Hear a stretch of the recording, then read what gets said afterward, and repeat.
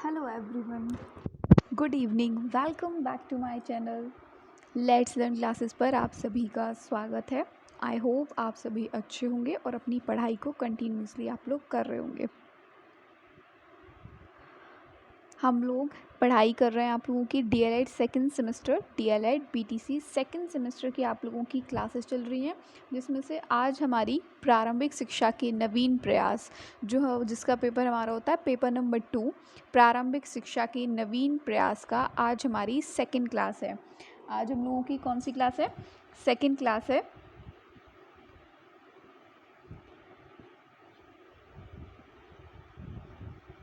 ये हमारी class second है. चैप्टर नंबर फर्स्ट का आज हमारा ये पार्ट 1 है.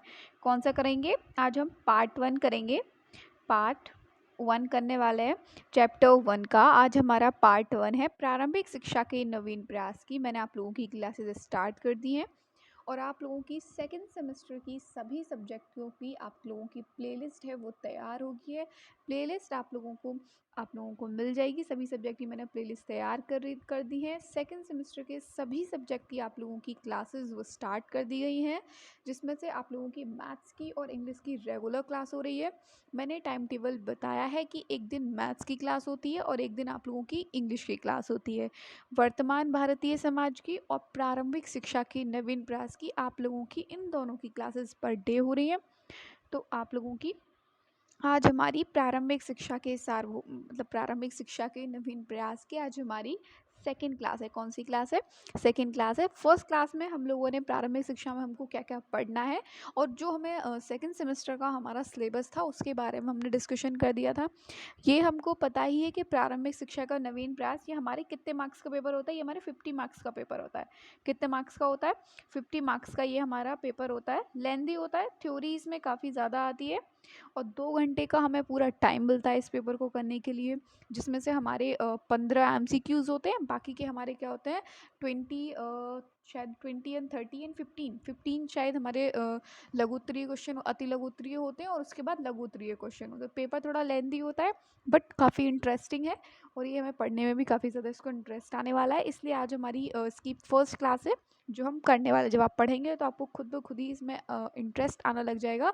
जो आप पढ़ेंगे काफ़ी इंटरेस्टिंग चैप्टर्स हैं और बहुत अच्छा है. तो जो लोग भी अभी तक मेरे चैनल को सब्सक्राइब नहीं किया है आप लोग चैनल को सब्सक्राइब कर सकते हैं. अगर आपको पढ़ाई समझ में आती है, आप अच्छे से पढ़ पाते हैं, तो आप लोग चैनल को ज़रूर सब्सक्राइब कर लीजिएगा. चलिए क्लास को हम लोगों को स्टार्ट करते हैं. तो हमारा चैप्टर नंबर फर्स्ट है प्रारंभिक शिक्षा के सार्वभौमिकरण हेतु संवैधानिक प्रावधान एवं प्रतिबद्धताएं एवं बाल अधिकार. ये हमारा चैप्टर नंबर फर्स्ट है. चैप्टर नंबर फर्स्ट का नाम क्या है? प्रारंभिक शिक्षा के सार्वभौमिकरण हेतु संवैधानिक प्रावधान एवं प्रतिबद्धताएं एवं बाल अधिकार. देखिए जो प्रारंभिक शिक्षा होती है यानी शुरुआती दौर की जो शिक्षा होती है उसके सार्वभौमिकरण हेतु जो हमारे संवैधानिक प्रावधान है और जो प्रतिबद्धताएं हैं और बाल अधिकार उसके बारे में हमको इस चैप्टर में पढ़ना है. क्या पढ़ना है हमको? जो शिक्षा के सार्वभौमिकरण हेतु संवैधानिक प्रावधान कौन कौन से हैं, प्रतिबद्धताएं एवं बाल अधिकार, बच्चों के लिए शिक्षा से रिलेटेड कौन कौन से अधिकार हैं उनके बारे में हमको जानना है. ठीक है, चलिए स्टार्ट करते हैं.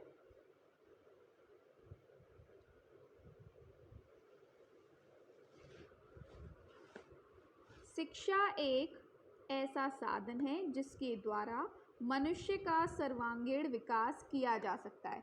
शिक्षा क्या है? शिक्षा एक ऐसा साधन है जिसके द्वारा मनुष्य का सर्वांगीण विकास यानी मनुष्य जो होता है उसका पूरा का पूरा विकास जो है किया जा सकता है शिक्षा के द्वारा. आपने वो कहावत तो सुनी ही होगी जिसमें कहते हैं अगर मनुष्य को शिक्षा नहीं आती तो वो पूरे एक पशु के समान होता है. ठीक है, क्या होता है? पशु के ही समान है. तो शिक्षा एक क्या है? एक बहुत ज़रूरी चीज़ है, एक महत्वपूर्ण चीज़ है मनुष्य के लिए. शिक्षा एक ऐसा साधन है जिसके द्वारा मनुष्य का सर्वांगीण विकास किया जा सकता है. स्वतंत्रता से पहले भारत में अंग्रेजी शासन द्वारा संचालित शिक्षा प्रणाली चल रही थी. देखिए जब तक हमारा भारत स्वतंत्र नहीं हुआ था उससे पहले क्या करते थे? अंग्रेज जो शासन करते थे, अंग्रेज शासन करते थे तो उनके हिसाब की शिक्षा प्रणाली चल रही थी. किसके हिसाब की चल रही थी? जब तक भारत हमारा स्वतंत्र नहीं हुआ था उससे पहले क्या था कि भारत में जो अंग्रेजों की शिक्षा प्रणाली थी वो चल रही थी. स्वतंत्रता प्राप्ति के बाद प्राथमिक शिक्षा के क्षेत्र में प्रगति हुई। जब क्या हुआ, स्वतंत्रता हो गई, क्या हो गई, जब हमें स्वतंत्रता प्राप्त हो गई उसके बाद में जो प्राथमिक शिक्षा का जो क्षेत्र था, यानी जो शिक्षा का जो क्षेत्र था उसमें क्या हुई, प्रगति हुई। स्वतंत्रता से पहले अंग्रेजी शासक था, अंग्रेजी शासनों के चलते वो लोग अपनी शिक्षा प्रणाली को चला रहे थे, परंतु जब उसके बाद में हमारा देश स्वतंत्र हुआ, स्वतंत्र करने के बाद में जो प्राथमिक शिक्षा का क्या था, प्राथमिक शिक्षा के क्षेत्र में क्या हुई, प्रगति हुई। 26 जनवरी 1950 को जब देश ने अपना संविधान लागू किया तो संविधान सभा, जिसने देश के संविधान का विकास किया है, उसने कहा, मतलब 26 जनवरी 1950 को जब देश में हमारा संविधान लागू किया गया, किसको, 26 जनवरी 1950 को जब देश ने अपना संविधान लागू किया तो संविधान सभा, जो संविधान सभा थी जिसने देश के संविधान का विकास किया है, उसने कहा कि निःशुल्क एवं अनिवार्य शिक्षा को राज्य का एक नीति निदेशक सिद्धांत घोषित किया। मतलब उसने क्या किया कि जो 26 जनवरी 1950 को जब देश ने अपना क्या किया, संविधान लागू किया, तो संविधान सभा, जिसने देश के संविधान का विकास किया, उसने कहा कि निःशुल्क एवं अनिवार्य शिक्षा को राज्य का एक नीति निदेशक सिद्धांत घोषित किया। क्या किया, निःशुल्क एवं अनिवार्य शिक्षा को राज्य का एक नीति निदेशक सिद्धांत घोषित किया। राज्य इस संविधान के लागू किए जाने के समय से 10 वर्ष के अंदर सब बच्चों के लिए जब तक वे 14 वर्ष की आयु पूरी नहीं कर लेते निःशुल्क एवं अनिवार्य शिक्षा प्रदान करने की बात कही।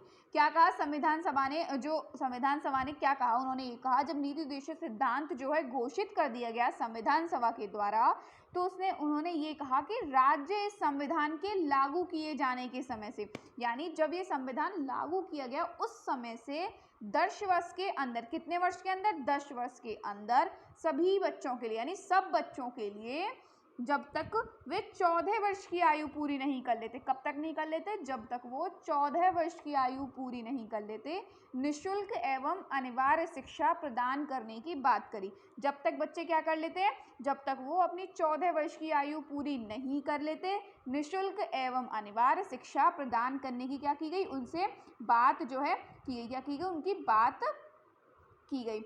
देखिए क्या हमने क्या बताया, हमने पढ़ा क्या इसमें, हमने पढ़ा कि शिक्षा एक ऐसा साधन है जिसके द्वारा मनुष्य का सर्वांगीण विकास किया जाता है। क्या किया जाता है, शिक्षा क्या है, एक ऐसा साधन है जिसके द्वारा मनुष्य का सर्वांगीण विकास किया जा सकता है।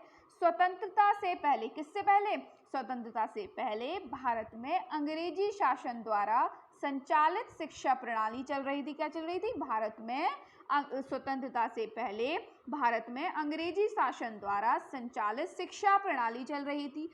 स्वतंत्रता प्राप्ति के बाद में प्राथमिक शिक्षा के क्षेत्र में प्रगति हुई, किसमें हुई, जब हमको स्वतंत्रता प्राप्त हो गई तो जो प्राथमिक शिक्षा का जो क्षेत्र था उसमें क्या हो गई, प्रगति होगी। 26 जनवरी 1950 को जब देश ने अपना संविधान लागू किया, यानी जब 26 जनवरी 1950 को जब हमारा देश का जो संविधान था जब वो लागू किया, तो संविधान सभा, जिसमें देश के संविधान का विकास किया, उसने कहा, जिसने देश के संविधान का विकास किया, उसने कहा कि निःशुल्क एवं अनिवार्य शिक्षा को राज्य का एक नीति निदेशक सिद्धांत घोषित किया। क्या किया, निःशुल्क एवं अनिवार्य शिक्षा को राज्य का क्या किया, एक नीति निदेशक सिद्धांत घोषित किया। उन्होंने कहा कि राज्य इस संविधान के लागू किए जाने के समय से, यानी जो राज्य है, जब ये संविधान के लागू किए जाने समय से 10 वर्ष के अंदर, कितने वर्षों के अंदर, 10 वर्ष के अंदर सभी बच्चों के लिए जो 14 वर्ष की आयु पूरी नहीं कर लेते, जब तक वो क्या नहीं कर लेते, जब तक वो 14 वर्ष की आयु पूरी नहीं कर लेते हैं,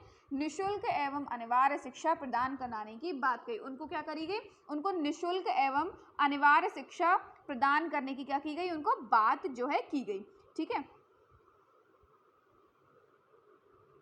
नेक्स्ट, सन 1976 को पहले शिक्षा पूर्ण रूप से राज्यों का दायित्व था। 1976 से पहले, यानी जब स्वतंत्रता के बाद में 1976 से पहले शिक्षा पूर्ण रूप से किस में आती थी, राज्यों का दायित्व था। शिक्षा का किसका था, राज्यों का दायित्व था।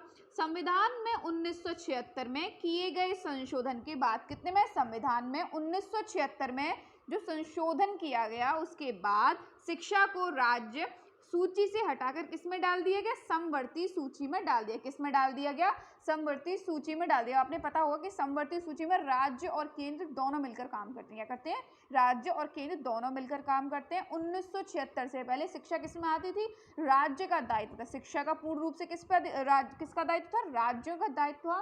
पर 1976 में संविधान में जो संशोधन किया गया तो वो राज्य सूची से हटाकर समवर्ती सूची में डाल दिया गया। ये हमको पता होना चाहिए, ठीक है।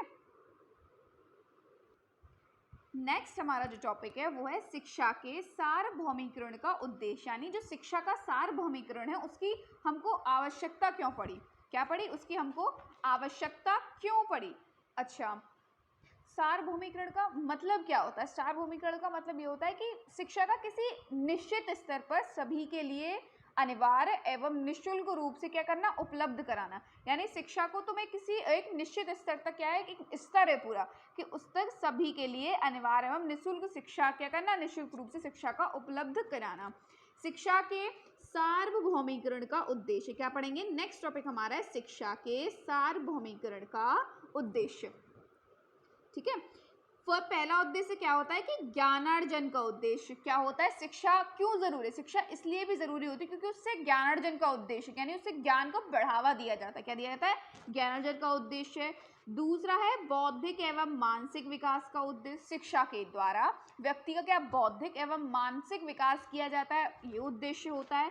तीसरा होता है कि शारीरिक विकास का उद्देश्य, शिक्षा के द्वारा क्या किया जाता है, शारीरिक विकास का उद्देश्य किया जाता है, इसलिए शिक्षा का सार्वभौमिकरण अति आवश्यक है। फोर्थ है कि नैतिक एवं चारित्रिक विकास का उद्देश्य, यानी नैतिक एवं चारित्रिक विकास का उद्देश्य होता है। फिफ्थ होता है सांस्कृतिक विकास का उद्देश्य, किसका, सांस्कृतिक विकास का उद्देश्य शिक्षा के सार्वभौमिकरण के द्वारा सांस्कृतिक विकास का उद्देश्य ये होता है। सिक्स्थ है सामाजिक कुशलता के विकास का उद्देश्य, किसका, सामाजिक कुशलता के विकास का उद्देश्य होता है। सेवंथ होता है जीविकापार्जन का उद्देश्य। देखिए क्या होता है, शिक्षा के द्वारा बालक की क्या होती है, बौद्धिक एवं मानसिक विकास का बढ़ावा होता है, शारीरिक विकास का उसका विकास किया जाता है, नैतिक एवं चारित्रिक विकास का बच्चे को सही गलत का फर्क बताया जाता है, उनको चीज़ें समझाई जाती है, बच्चे के चरित्र के अंदर उसका जो चरित्र है उसको उसका विकास किया जाता है, सांस्कृतिक विकास किया जाता है, सामाजिक कुशलता के विकास किए जाते हैं। जीविका अर्जन मतलब बच्चा अपना भविष्य को सुधार सके, उसके लिए उसे शिक्षा का सार्वभौमिकरण अति आवश्यक है। शिक्षा बहुत ज़रूरी होती है क्योंकि बच्चे का जो विकास होता है वो शिक्षा के द्वारा ही होता है।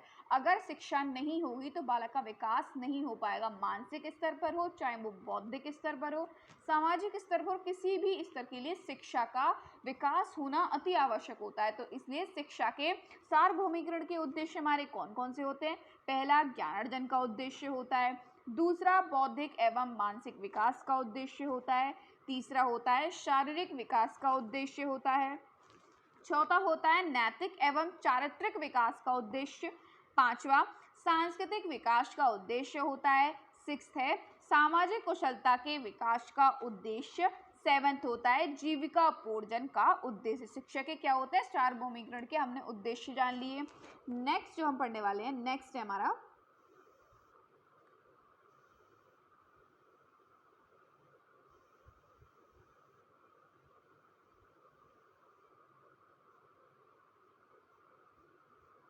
नेक्स्ट है शिक्षा के सार्वभौमिकरण का शाब्दिक अर्थ क्या होता है। शिक्षा के सार्वभौमिकरण का शाब्दिक अर्थ होता है शिक्षा का किसी निश्चित स्तर तक सभी के लिए अनिवार्य एवं निःशुल्क रूप से उपलब्ध होना।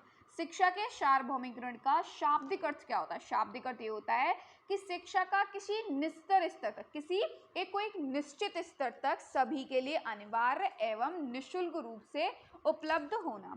कि क्या होना, एक अनिश्चित स्तर तक सभी के लिए अनिवार्य एवं निःशुल्क रूप से उपलब्ध होना, चाहे वो कोई भी हो, चाहे वो माइनॉरिटी हो, मेजोरिटी हो, किसी भी व्यक्ति के, चाहे वो गरीब हो अमीर हो, हर एक बच्चे के लिए किसी निश्चित स्तर तक सभी के लिए अनिवार्य एवं निःशुल्क रूप से क्या होना, उपलब्ध हो रहा। ये संविधान में 26 जनवरी 1950 को जब संविधान ने अपना संविधान लागू किया तो उसे संविधान सभा ने क्या किया, उन्होंने कहा कि निःशुल्क एवं अनिवार्य शिक्षा को राज्य का एक नीति निर्देशक सिद्धांत घोषित किया।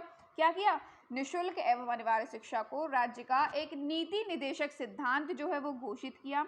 उन्होंने कहा कि राज्य संविधान के लागू किए जाने के बाद में, क्या कहा, राज्य संविधान के लागू किए जाने के समय से 10 वर्ष के अंदर, कितने वर्ष के अंदर, 10, जब ये संविधान लागू कर दिया जाएगा उसके बाद 10 समय के अंदर सब बच्चों के लिए, यानी जो सभी बच्चे हैं उनके लिए, जब तक वे कितने वर्ष के नहीं आते, जब तक वो 14 वर्ष की आयु पूरी नहीं कर लेते हैं, निःशुल्क एवं अनिवार्य शिक्षा प्रदान करने की क्या कही उन्होंने, जो है बात कही, कितने की बात कही, उनको निःशुल्क एवं अनिवार्य शिक्षा प्रदान कराने की क्या कही, बात कही। नेक्स्ट पॉइंट है हमारा संवैधानिक प्रावधान। किसके बारे में पढ़ेंगे, संवैधानिक प्रावधान, जिसको इंग्लिश में बोलता है कॉन्स्टिट्यूशनल प्रोविजंस, यानी जिसको इंग्लिश में क्या कहा जाता है, कॉन्स्टिट्यूशनल प्रोविजंस। क्या कहते हैं, कॉन्स्टिट्यूशनल प्रोविजंस। देखिए कौन कौन से हमारे संविधान में शिक्षा से रिलेटेड क्या दिए गए, प्रावधान दिए गए, उनके बारे में पढ़ेंगे। सबसे पहला पढ़ते हैं धार्मिक शिक्षा की स्वतंत्रता। किसकी स्वतंत्रता, धार्मिक स्वतंत्रता की सुरक्षा, धार्मिक शिक्षा की स्वतंत्रता जो है उसके बारे में हमको पढ़ना है। 28 कौन सा, आर्टिकल, अनुच्छेद को इंग्लिश में क्या कहा जाता है, आर्टिकल, अनुच्छेद को इंग्लिश में क्या कहते हैं, आर्टिकल।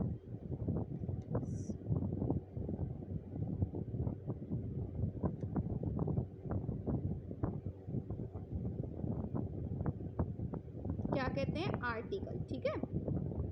धार्मिक शिक्षा की स्वतंत्रता, आर्टिकल नंबर कौन सा, 28, जिसको बोलते हैं हिंदी में अनुच्छेद 28(1), अनुच्छेद के 28(1) में क्या कहा गया है कि राज्य निधि से, किससे, राज्य निधि से पूर्णतः पोषित, किससे, राज्य निधि से पूर्णतः पोषित किसी शिक्षा संस्था में कोई धार्मिक शिक्षा नहीं दी जाएगी। किसमें दी गई, ये हमारे धार्मिक शिक्षा की स्वतंत्रता में क्या कहा, ये हमको अधिकार प्राप्त है, धार्मिक शिक्षा की स्वतंत्रता। आर्टिकल नंबर कौन सा, आर्टिकल यानी 28(1) यानी अनुच्छेद 28(1) के अंदर क्या कहा गया है कि हमको धार्मिक शिक्षा की स्वतंत्रता दी गई है, यानी जो राज्य निधि से पूर्णतः पोषित, यानी जो राज्य निधि के अंदर जो आता है ना, राज्य निधि से पूर्णतः पोषित किसी शिक्षा संस्था में, किसमें, कोई भी शिक्षा संस्था में कोई धार्मिक शिक्षा नहीं दी जाएगी, समझे। यानी जो राज्य निधि से जो पूर्णतः पोषित, यानी जो हमारी राज्य सरकार के अंतर्गत जो स्कूलों को या फिर कॉलेजों को जो चला रही हैं, वो उसमें पूरी तरीके से क्या कर रही है, राज्य निधि से पूर्णतः पोषित, वो कोई भी चाहे वो शिक्षा संस्था हो उसमें किसी भी धार्मिक शिक्षा नहीं दी जाएगी। ना तो उनमें ये कहा जाएगा कि मतलब अलग से हर एक, मतलब जो अलग अलग जो कम्युनिटी हैं उनकी अलग अलग शिक्षा से अलग अलग तरीके से शिक्षा नहीं दी जाएगी, सबको एक समान शिक्षा दी जाएगी। क्या दी जाएगी, सबको एक समान शिक्षा दी जाएगी। ये हमारा क्या कहता है, धार्मिक शिक्षा की स्वतंत्रता, अनुच्छेद कौन सा, 28(1) के अंदर क्या कहा गया है कि राज्य निधि से पूर्णतः पोषित किसी शिक्षा संस्था में कोई धार्मिक शिक्षा जो है नहीं दी जाएगी। क्या नहीं जाएगी, कोई भी धार्मिक शिक्षा नहीं दी जाएगी। 28(2) के अंदर क्या कहा गया है, अनुच्छेद 28(2) में ये कहा गया है कि खंड 1 की कोई बात, कि जो खंड 1 की कोई भी बात ऐसी शिक्षा संस्था को लागू नहीं होगी, यानी खंड 1 की कोई भी ऐसी बात ऐसी शिक्षा संस्था को लागू नहीं होगी जिसका प्रशासन राज्य करता है, जिसका प्रशासन क्या करता है, राज्य करता है, किंतु जो किसी ऐसे विन्यास, क्या कहा है, किंतु जो किसी ऐसे विन्यास या न्यास के अधीन स्थापित हुई है जिसके अनुसार उस संस्था में धार्मिक शिक्षा देना आवश्यक है। क्या है, खंड 1 के मतलब खंड 2 ये कहता है कि खंड 1 की कोई भी ऐसी बात ऐसी शिक्षा संस्थान को लागू नहीं होगी जिसका प्रशासन राज्य करता है। क्या करता है, जिसका प्रशासन राज्य करता है, किंतु जो किसी ऐसे विन्यास, मतलब कह सकते हैं जो किसी ऐसे कारण से ऐसे न्यास के अधीन स्थापित हुई है कि जिसके अनुसार उस संस्था में धार्मिक शिक्षा देना आवश्यक है। ठीक है, खंड 1 में क्या कहा, खंड 1 में ये कहा गया था कि राज्य निधि से पूर्णतः पोषित, किससे, राज्य निधि से पूर्णतः पोषित किसी शिक्षा संस्था में कोई, क्या कहा गया है, कोई धार्मिक शिक्षा नहीं दी जाएगी। लेकिन अगर खंड 2 के अंदर मतलब 28 खंड 2 में ये कहा गया है कि खंड 1 की बात तब लागू नहीं होगी, कब लागू नहीं होगी, जिसका प्रशासन क्या करता है, राज्य करता है, लेकिन जो किसी ऐसे विन्यास या न्यास के अधीन स्थापित हुई है जिसके अनुसार उस संस्था में धार्मिक शिक्षा देना आवश्यक है। क्या देना आवश्यक है? धार्मिक शिक्षा आवश्यक। फॉर एग्जाम्पल हम मान लेते हैं जो यूनिवर्सिटीज़ होती हैं, ठीक है, कोई हमने एक यूनिवर्सिटी मान ली, अगर वो पूरी तरीके से क्या कर रही है, राज्य निधि से उसका पूर्णतः पोषित किया जाए, पूरा का पूरा वो गवर्नमेंट उसको चला रही है, उसकी सारी चीज़ें गवर्नमेंट कर रही है, नहीं, ठीक है, तो ये तब ये खंड 2 के अंदर ये कहा गया, ये उस खंड 1 की बात तब नहीं मानी जाएगी कि उसमें कोई धार्मिक शिक्षा नहीं दी जाएगी अगर यदि वो राज्य निधि से पूर्णतः पोषित है, तो उसमें किसी शिक्षा संस्था में कोई भी धार्मिक शिक्षा नहीं दी जाएगी। लेकिन अगर खंड 2 में 28 के खंड 2 में ये कहा गया है कि खंड 1 की बात जब नहीं लागू होगी जब क्या करेगा, उसका प्रशासन राज्य करता है, लेकिन वो किसी ऐसे विन्यास या न्यास के अधीन स्थापित हुई है जिसके अनुसार उस संस्था में धार्मिक शिक्षा देना आवश्यक है। अगर वो यूनिवर्सिटी राज चला रही है और उसका एक मतलब उसने बनाया ही उस इस हिसाब से है कि मतलब उसके मतलब उसका एक कारण है कि ये यहाँ पर इस प्रकार की शिक्षा दी जाएगी कोई धर्म से रिलेटेड, तो उसके लिए वो अनिवार्य है। क्या है? तो उसके लिए अनिवार्य है, किंतु जो किसी ऐसे विन्यास या न्यास के अधीन स्थापित हुई है जिसके अनुसार उस संस्था में धार्मिक शिक्षा देना आवश्यक है।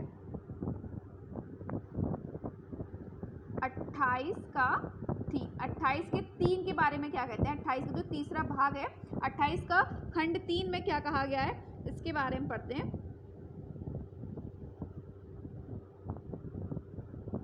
28 का खंड 3 क्या कहता है?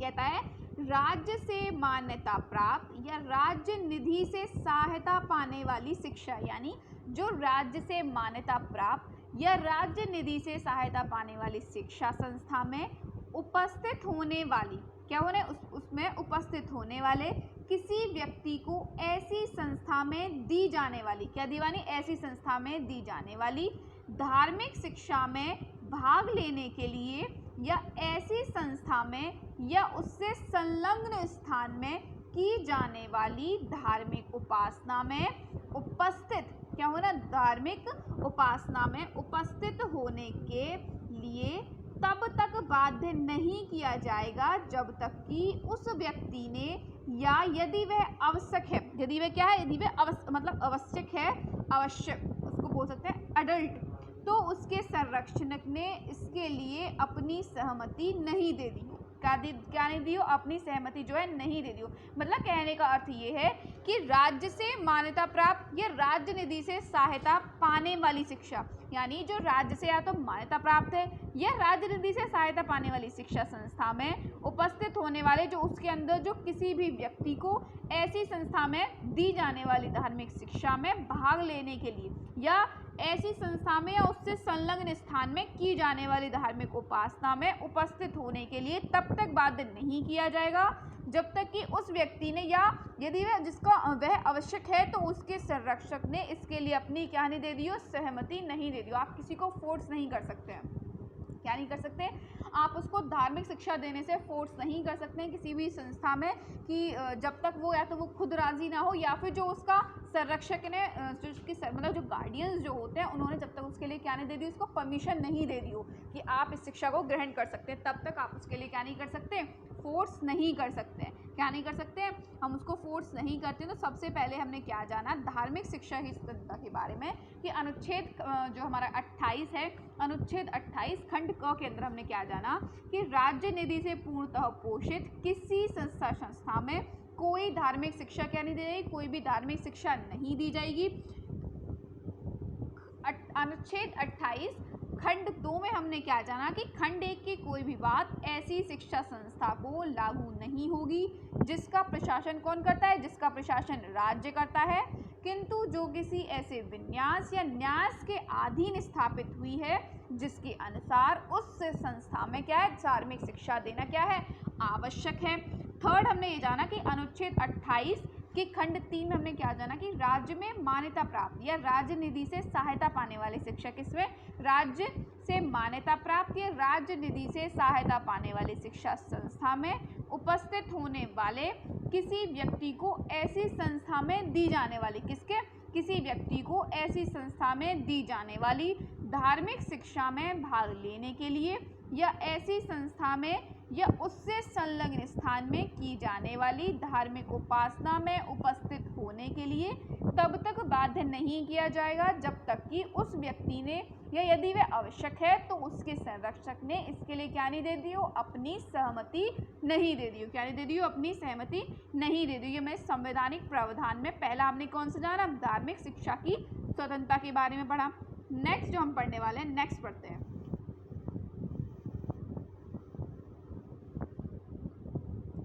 नेक्स्ट है हमारा अनुच्छेद 21A। क्या है नेक्स्ट हमारा, क्या अनुच्छेद 21A। ये इंपॉर्टेंट है, हर साल यहाँ से क्वेश्चन पूछा जाता है, ठीक है। हर साल ये वाला टॉपिक हमारा पेपर में ज़रूर ही पूछा जाता है। यहाँ से 1 या 2 नंबर का ज़रूर ही आता है, चाहे वो आपको लॉन्ग आंसर में लिखने के लिए दे दे या शॉर्ट में लिखने के लिए दे दे। और ये बेसिक सी नॉलेज है, ये हमको होनी भी चाहिए, ठीक है। यहाँ से क्वेश्चन हर साल हर ईयर पूछे जाते हैं। चलिए, अनुच्छेद 21A के अंदर हमने क्या है कि शिक्षा का अधिकार है। हमको क्या है, राइट टू एजुकेशन। क्या है, शिक्षा का अधिकार मिला हुआ है किसके अंदर, आर्टिकल 21 क के अंदर। किसके अंदर, आर्टिकल 21 क के अंदर, जिसको हम इंग्लिश में कह सकते हैं राइट टू एजुकेशन। क्या है, राइट टू एजुकेशन है। राज्य 6 से 14 वर्ष, यानी जो राज्य है ना 6 से 14 वर्ष तक आयु के सभी बच्चों को निःशुल्क एवं अनिवार्य शिक्षा की उपलब्धि करानी होगी। आर्टिकल 21 के अंदर क्या दिया हुआ है कि राज्य में जो 6 से 14 वर्ष तक की आयु के सभी बच्चों को निःशुल्क एवं अनिवार्य शिक्षा की उपलब्धि करानी होगी। भारत में शिक्षा का अधिकार संविधान के अनुच्छेद 21 को किसके 21A के अंतर्गत मूल अधिकार के रूप में, किसके रूप में, मूल अधिकार के रूप में उल्लिखित है। क्या है, उल्लिखित है। क्या है कि राज्य 21 के अंदर क्या दिया हुआ है कि जो राज्य के 6 से 14 वर्ष तक के सभी बच्चे हैं, जो जिनकी आयु क्या है 6 से 14 वर्ष की आयु के सभी बच्चों को निःशुल्क एवं अनिवार्य शिक्षा की उपलब्धि करानी होगी। भारत में शिक्षा का अधिकार संविधान के अनुच्छेद 21 के अंतर्गत मूल अधिकार के रूप में, किसके अंदर, मूल अधिकार के रूप में उल्लिखित किया गया है। क्या किया गया है, उल्लिखित जो है किया गया है।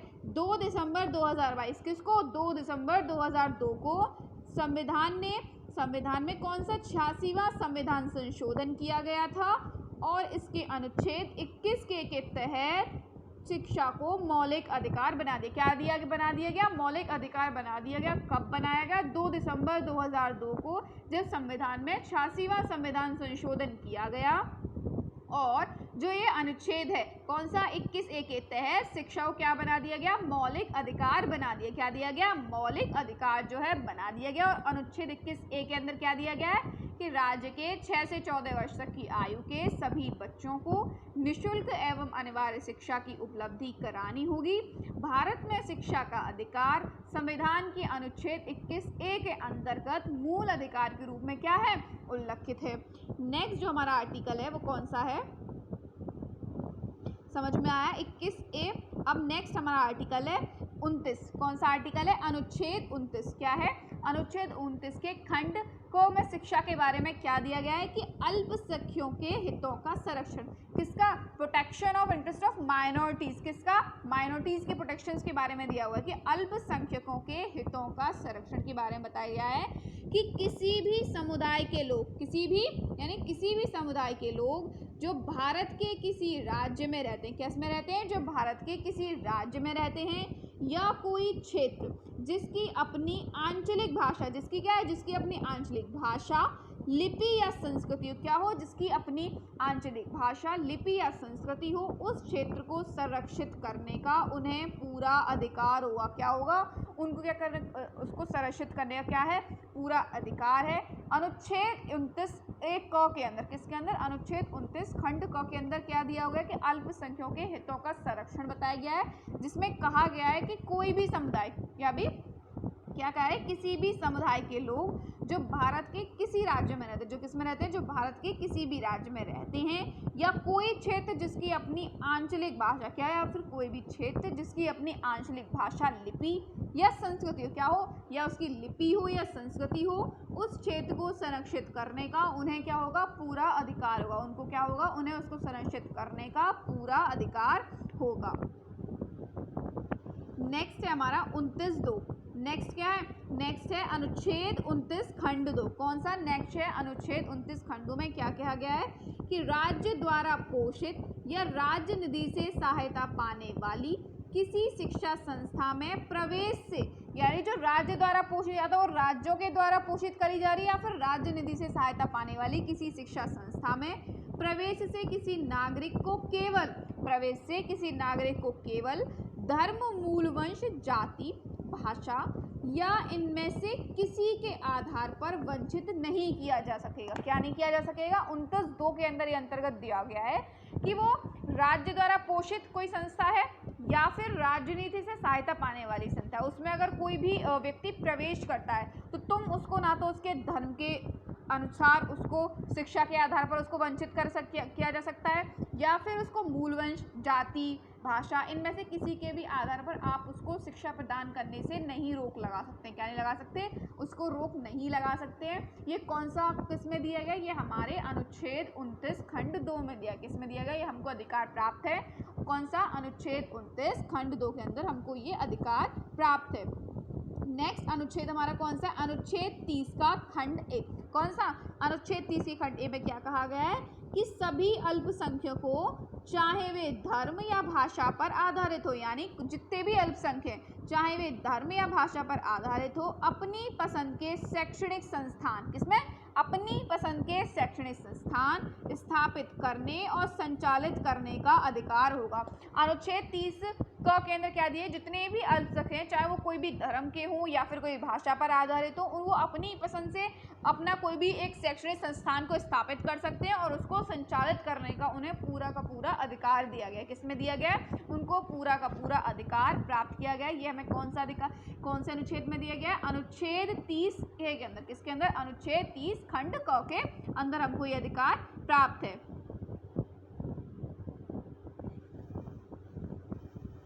नेक्स्ट है हमारा, नेक्स्ट है अनुच्छेद 30(2). कौन सा? अनुच्छेद का खंड 2। कौन से? नेक्स्ट का अनुच्छेद खंड 2 में क्या कहा गया है कि शिक्षा संस्थानों को सहायता देने से, किसके? शिक्षा संस्थानों को सहायता देने से राज्य किसी शिक्षा संस्था के, यानी शिक्षा संस्थानों को सहायता देने से राज्य किसी शिक्षा संस्था के विरुद्ध इस आधार पर भेदभाव नहीं करेगा कि वह धर्म या भाषा पर आधारित अल्पसंख्यक वर्ग के प्रबंध में है। अनुच्छेद 30(2) के अंदर क्या कहा गया है?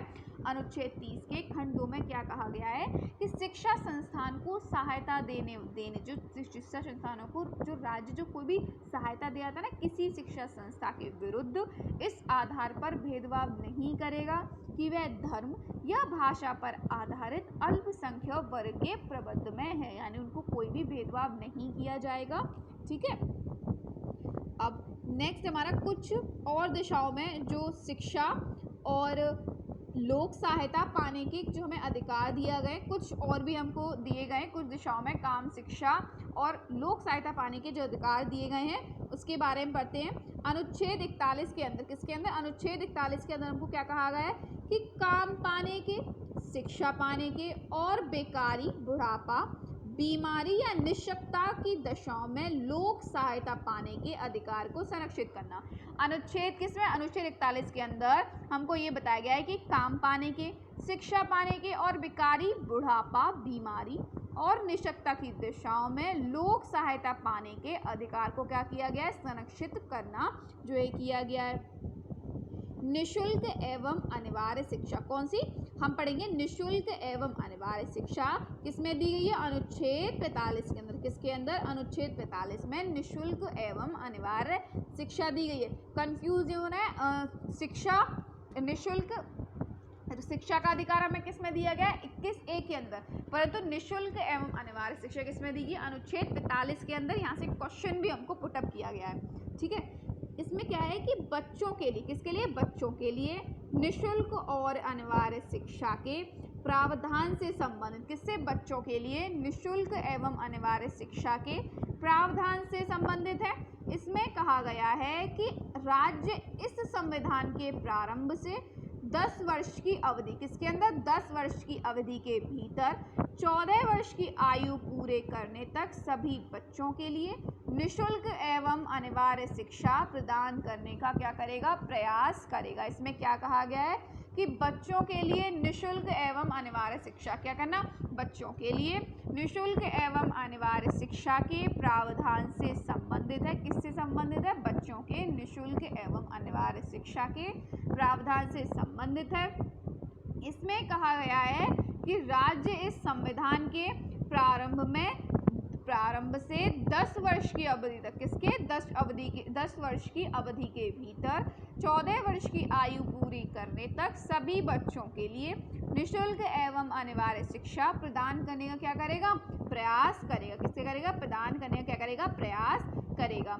अनुच्छेद 46 कौन सा है, नेक्स्ट हमारा कौन सा आर्टिकल है, अनुच्छेद 46। अनुच्छेद 46 में क्या कहा गया है कि राज्य लोगों के कमजोर, क्या, जो राज्य लोगों के कमजोर वर्गों और विशेष रूप से अनुसूचित जातियों, किसके, जो विशेष रूप से अनुसूचित जातियों के शैक्षिक और आर्थिक हितों को विशेष सावधानी से बढ़ावा देगा। क्या देगा, बढ़ावा देगा। यानी जो राज्य लोगों के कमजोर वर्ग जो होते हैं और विशेष रूप से अनुसूचित जातियों के शैक्षिक और आर्थिक हितों के विशेष सावधानी से बढ़ावा देगा और सामाजिक अन्याय और सभी प्रकार के शोषण से उनकी क्या करेगा, रक्षा करेगा। क्या करेगा, उनकी रक्षा करेगा। अनुच्छेद 40 के अंदर क्या बताया गया है कि राज्य लोगों के कमजोर वर्ग, जो राज्य के लोगों के जो कमजोर वर्ग हैं, वह जो राज्य में जो लोगों के कमजोर वर्गों को और विशेष रूप से अनुसूचित जातियों के, किसके, विशेष रूप से अनुसूचित जातियों के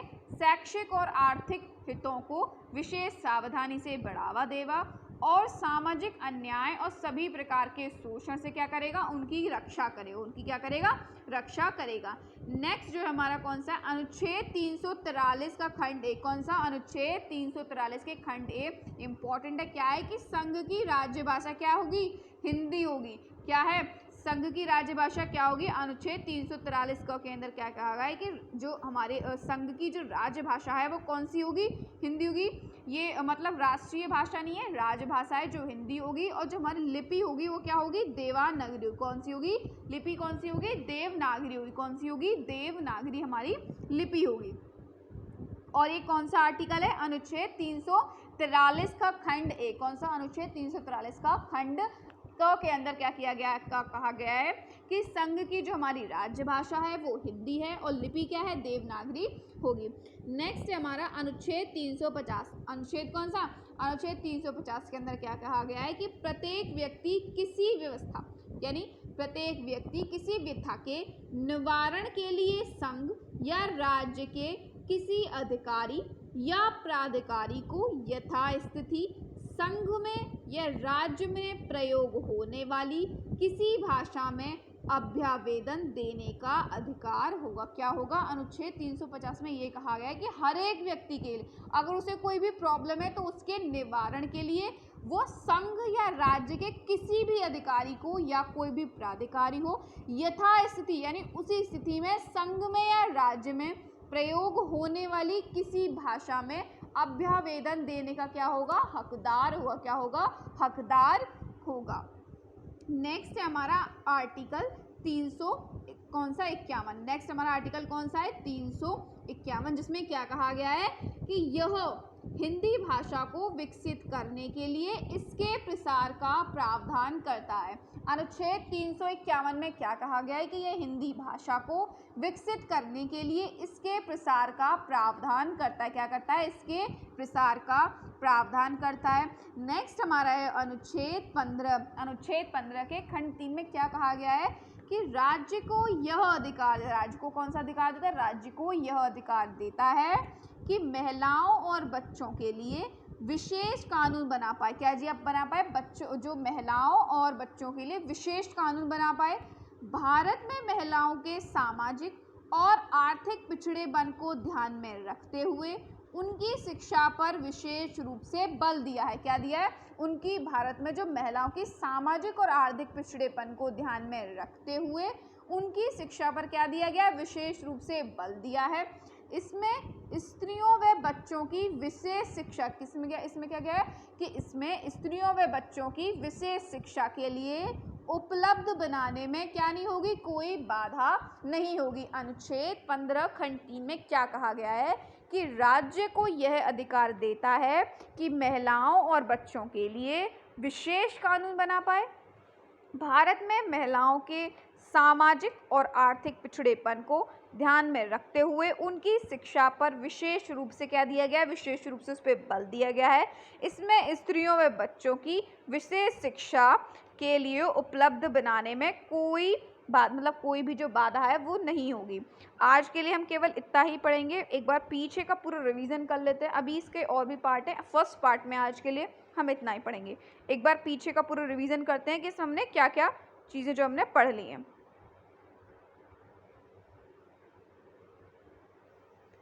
सबसे पहले हमने क्या पढ़ा था कि शिक्षा क्या है। शिक्षा एक ऐसा साधन है जिसके द्वारा मनुष्य का क्या किया जाता है, सर्वांगीण विकास किया जा सकता है। स्वतंत्रता से पहले भारत में अंग्रेजी शासन द्वारा संचालित शिक्षा प्रणाली चल रही थी। स्वतंत्रता प्राप्ति के बाद प्राथमिक शिक्षा के क्षेत्र में क्या हुई, प्रगति हुई। 26 जनवरी 1950 को जब देश ने क्या किया, अपना संविधान लागू किया, तो संविधान सभा जिसने देश के संविधान का क्या किया, विकास किया, उसने कहा कि निःशुल्क एवं अनिवार्य शिक्षा को राज्य का एक नीति निर्देशक सिद्धांत घोषित किया। राज्य इस संविधान के लागू किए जाने के समय से 10 वर्ष के अंदर सब बच्चों के लिए, जब तक वे कितने के वर्ष के हैं, जब तक वो 14 वर्ष की आयु पूरी नहीं कर लेते हैं, निःशुल्क एवं अनिवार्य शिक्षा प्रदान कराने की क्या की गई, उनको बात की गई।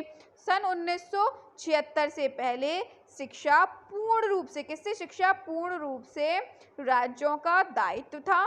संविधान में 1976 में किए गए संशोधन के बाद शिक्षा को राज्य सूची से हटाकर संवर्धित सूची में डाल दिया। नेक्स्ट हमने पढ़ा था कि शिक्षा के सार्वभौमिकरण का उद्देश्य क्या होता है। उद्देश्य कौन कौन से होते हैं, एक तो ज्ञानार्जन का उद्देश्य होता है, बौद्धिक एवं मानसिक विकास का उद्देश्य होता है, थर्ड हमारा शारीरिक विकास का उद्देश्य, फोर्थ हमने पढ़ा नैतिक एवं चारित्रिक विकास का उद्देश्य पढ़ा, फिफ्थ था हमारा सांस्कृतिक विकास का उद्देश्य, सिक्स पढ़ा हमने सामाजिक कुशलता के विकास का उद्देश्य, 7 पढ़ा जीविकोपार्जन का उद्देश्य के बारे में हमने पढ़ा। नेक्स्ट जो हमने पढ़ा, फिर हमने पढ़ा था कि शिक्षा के सार्वभौमिकरण का शाब्दिक अर्थ क्या होता है, क्या होता है, शाब्दिक अर्थ क्या होता है। तो हमने पढ़ा कि शिक्षा का किसी निश्चित स्तर तक सभी के लिए अनिवार्य एवं निःशुल्क रूप से उपलब्ध होना, यानी शिक्षा क्या है, एक निश्चित स्तर तक अगर सभी के लिए अनिवार्य एवं निःशुल्क रूप से क्या कराना, उपलब्ध कराना ही शिक्षा के सार्वभौमिकरण का शाब्दिक अर्थ होता है। फिर हमने जाना कि कॉन्स्टिट्यूशनल प्रोविजन, जिसको हिंदी में कहते हैं संवैधानिक प्रावधान, क्या क्या दिए गए शिक्षा को लेकर। तो सबसे पहले हमने पढ़ा कि धार्मिक शिक्षा की स्वतंत्रता हमको दी गई है। किसकी गई, धार्मिक शिक्षा की स्वतंत्रता। अनुच्छेद 28 क के अंदर हमने जाना कि राज्य निधि से पूर्णतः पोषित किसी शिक्षा संस्था में कोई धार्मिक शिक्षा जो है नहीं दी जाएगी। खंड 28 के खंड 2 में हमने पढ़ा कि खंड 1 की कोई बात ऐसी शिक्षा संस्था को लागू नहीं होगी जिसका प्रशासन कौन करता है, जिसका प्रशासन राज्य करता है, किंतु जो किसी ऐसे विन्यास या न्यास के अधीन स्थापित हुई है जिसके अनुसार उस संस्था में धार्मिक शिक्षा देना क्या है, आवश्यक है। 28(3) के अंदर हमने पढ़ा कि राज्य से मान्यता प्राप्त या राज्य निधि से सहायता पाने वाली शिक्षा संस्था में उपस्थित होने वाली किसी व्यक्ति को ऐसी संस्था में दी जाने वाली धार्मिक शिक्षा में भाग लेने के लिए, ऐसी संस्था में या उससे संलग्न स्थान में की जाने वाली धार्मिक उपासना में उपस्थित होने के लिए तब तक बाध्य नहीं किया जाएगा जब तक कि उस व्यक्ति ने, यदि वे आवश्यक है तो उसकी संरक्षक ने उसके लिए क्या नहीं दी हो, अपनी सहमति नहीं प्रदान कर दी हो। आप किसी को क्या नहीं कर सकते, फोर्स जो है नहीं कर सकते कि आप इसको धार्मिक शिक्षा ही देनी है, ठीक है। आप किसी को फोर्स जो है नहीं कर, जब तक उसकी खुद की सहमति ना हो या फिर जब तक वो आवश्यक है तो उसके पेरेंट्स की, जो उसके गार्डियंस हैं, उसकी क्या नहीं हो, उसकी सहमति नहीं हो। नेक्स्ट हमने पढ़ा था कि अनुच्छेद 21 क के बारे में हमको क्या दिया गया कि शिक्षा का अधिकार है, राइट टू एजुकेशन। किसमें बताया गया है कि अनुच्छेद 21 क के अंदर है कि राज्य 6 से 14 वर्ष तक के आयु के सभी बच्चों को निःशुल्क एवं अनिवार्य शिक्षा की उपलब्धि करानी हो, क्या करानी होगी, राज्य में जो 6 से 14 वर्ष तक की आयु के सभी बच्चों के लिए क्या करानी होगी, निःशुल्क एवं अनिवार्य शिक्षा की उपलब्धि करानी होगी। भारत में शिक्षा का अधिकार संविधान के अनुच्छेद 21 के अंतर्गत मूल अधिकार के रूप में क्या है, उल्लिखित है। 2 दिसंबर 2002 को संविधान में 86वां संविधान संशोधन किया गया था और इसके अनुच्छेद में क्या था कि इसमें जो अनुच्छेद 21 को है ना, यानी शिक्षा का अधिकार के तहत शिक्षा को क्या बना दिया गया, हमारा मौलिक अधिकार बना दिया, क्या बना दिया गया, मौलिक अधिकार बना दिया गया। नेक्स्ट हमने पढ़ा था कि अनुच्छेद 29 क में क्या दिया गया, अल्पसंख्यकों के हितों का संरक्षण किया गया। क्या किया गया है, अल्पसंख्यकों के हितों का संरक्षण किया गया है। किसी भी समुदाय के लोग जो भारत के किसी राज्य में रहते हैं, कह रहे थे जो भारत के किसी राज्य में रहते हैं या कोई क्षेत्र जिसकी अपनी आंचलिक भाषा, लिपि या संस्कृति हो, उस क्षेत्र को संरक्षित करने का उनको क्या करना होगा, उनको पूरा अधिकार होगा। ये मतलब बताया गया है कि कोई भी समुदाय के लोग जो हमारे भारत में रहते हैं, ठीक है, उनकी अपनी आंचलिक भाषा और संस्कृति, लिपि हो, जिस क्षेत्र में रहते हैं उनको पूरा सुरक्षित करने का उनका क्या होगा, पूरा अधिकार होगा। अनुच्छेद 29 खंड के 2 में ये कहा गया है कि राज्य द्वारा पोषित या राज्य निधि से सहायता पाने वाली किसी शिक्षा संस्था में प्रवेश से किसी नागरिक को केवल धर्म, मूलवंश, जाति, भाषा या इनमें से किसी आधार पर क्या नहीं किया जाएगा, वंचित नहीं किया जा सकेगा। क्या नहीं किया जा सकेगा, वंचित जो है नहीं किया जा सकेगा। यानी आप इसमें कहा गया था कि आप जो हमारी राज्य सरकार द्वारा पोषित या फिर राज्य निधि सहायता पाने वाली भी कोई भी संस्था है, तो उसमें अगर कोई भी नागरिक प्रवेश कर रहा है तो आप उसको धर्म हो गया या फिर उसकी जाति या उसकी भाषा के आधार पर उसे भेदभाव करके उसे शिक्षा से वंचित नहीं कर सकते। शिक्षा पाने को सभी को अधिकार है, चाहे वे किसी भी समुदाय का हो।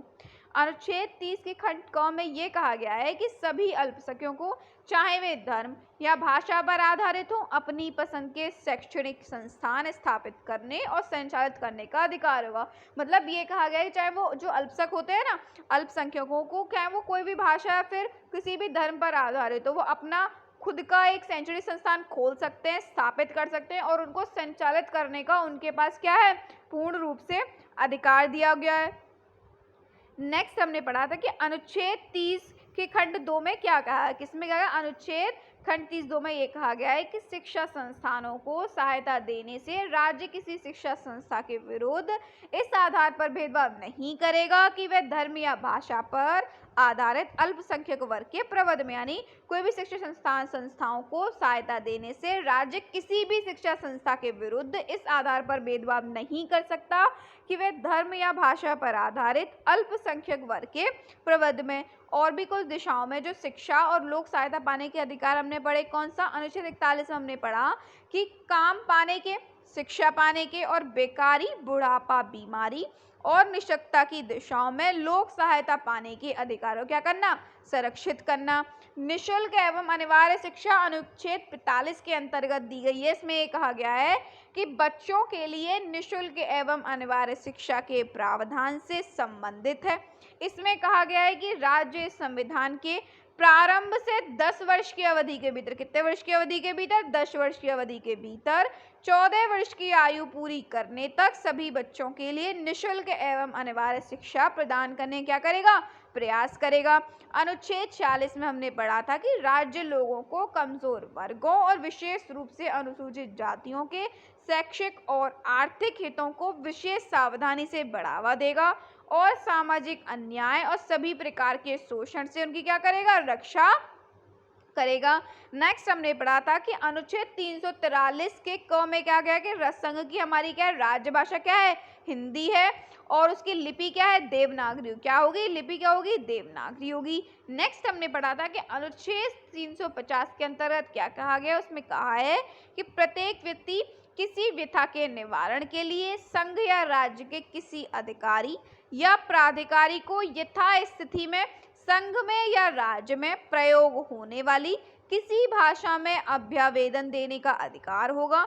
अनुच्छेद 341 में हमने क्या पढ़ा कि यह हिंदी भाषा को विकसित करने के लिए इसके प्रसार का क्या करता है, प्रावधान करता है। सबसे लास्ट जो हमने आर्टिकल पढ़ा वो कौन सा पढ़ा कि अनुच्छेद 15 के खंड 3 में क्या कहा गया है कि राज्य को यह अधिकार देता है कि महिलाओं और बच्चों के लिए विशेष कानून बना पाए।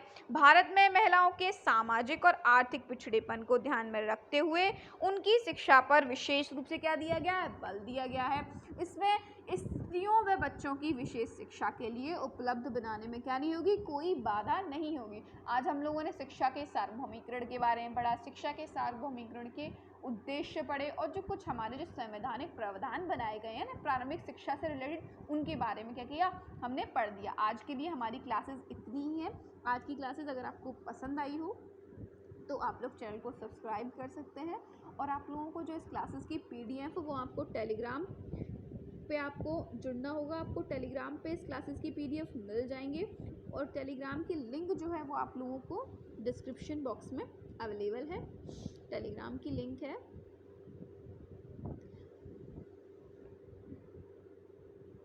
टेलीग्राम की लिंक आपको डिस्क्रिप्शन बॉक्स में ऐड मिल जाएगी और सेकेंडली चैनल पर आप लोगों को मिल जाएगी। यूट्यूब चैनल पर आप खोलेंगे तो आपको लिंक जो है मैंने इससे कनेक्ट किया हुआ है तो वो आपको डिस्क्रिप्शन बॉक्स में और चैनल पे आपको जब खोलेंगे तो वहाँ पर आपको लिंक इसकी मिल जाएगी।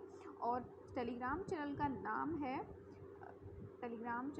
है, मैं बता देती हूँ क्या है, लेट्स लर्न क्लासेस। आप लोग वहाँ पे चाहें तो ऐड हो सकते हैं, ठीक है। टेलीग्राम चैनल का नाम है, आप लोग यहाँ पे टेलीग्राम पे ऐड हो सकते हैं। PDF आप लोगों को अवेलेबल यहीं पे मिल जाएंगे। अगर आपको क्लासेस पसंद आई हो, पढ़ाई समझ में आई हो तो आप लोग चैनल को सब्सक्राइब कर सकते हैं और अपने फ्रेंड्स में शेयर कर सकते हैं। अगर आपको क्लासेस पसंद आई हो तो सब्सक्राइब और शेयर करना आप लोग नहीं भूलें। क्लासेस आप लोगों की सभी सब्जेक्ट की स्टार्ट हो गई हैं, चाहे वो फर्स्ट सेकंड सेमेस्टर में अभी मैथ्स की, इंग्लिश की क्लासेस आप लोगों की रेगुलर चल रही है। एक दिन मैथ्स की क्लास होती है, एक दिन इंग्लिश की क्लास होती है। और जो दूसरी आपकी प्रारंभिक शिक्षा की अब से शुरू होगी है। वर्तमान भारतीय समाज की आप लोगों की स्टार्ट मैंने क्लास पहले ही कर दी है और प्रारंभिक शिक्षा की आज से हमारी क्लासेस शुरू हो गई हैं। प्लेलिस्ट उनकी प्रॉपर बना दी है, टाइम टेबल के बारे में टेलीग्राम पर डिस्कशन कर लिया है कि कब आपकी कौन सी क्लास आपको मिल जाए करेगी। तो आप लोग जो कनेक्ट नहीं है टेलीग्राम पे, आप चाहें तो वहाँ पे कनेक्ट हो सकते हैं, तो आपको सारी इन्फॉर्मेशन वहाँ पे मिल जाएगी। और अगर आपको क्लास पसंद आई हो तो आप लोग कमेंट करके ज़रूर बताइएगा और चैनल को सब्सक्राइब कर सकते हैं। थैंक यू, मिलते हैं आप लोगों की नेक्स्ट क्लास में।